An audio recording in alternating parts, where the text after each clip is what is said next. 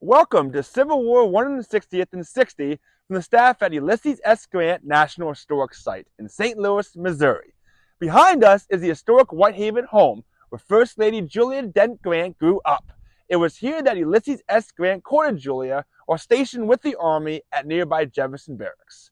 Whitehaven served as the home for Ulysses, Julia, and the children for 5 years after he left the Army in 1854 to be with his family.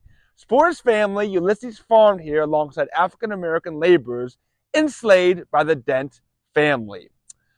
When the Civil War began in 1861, Grant, like many other Unionists, chose to join the fight. While originally fighting to preserve the Union, Grant came to believe that slavery had to be eliminated. He embraced emancipation as a war measure and supported African Americans serving in the military. In 1864, Camp Nelson became one of 12 stations in Kentucky where African Americans could enlist in the U.S. military. However, General Grant was critical of Camp Nelson. Writing General John Schofield in 1864, "I have had an inspection made of Camp Nelson and Mount Sterling. It shows wasteful extravagance there and the points are badly selected.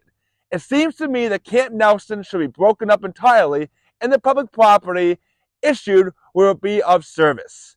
I would suggest that Brigadier General Cox or some other intelligent officer be sent into that part of Kentucky with authority to make such changes as the public good may seem to demand."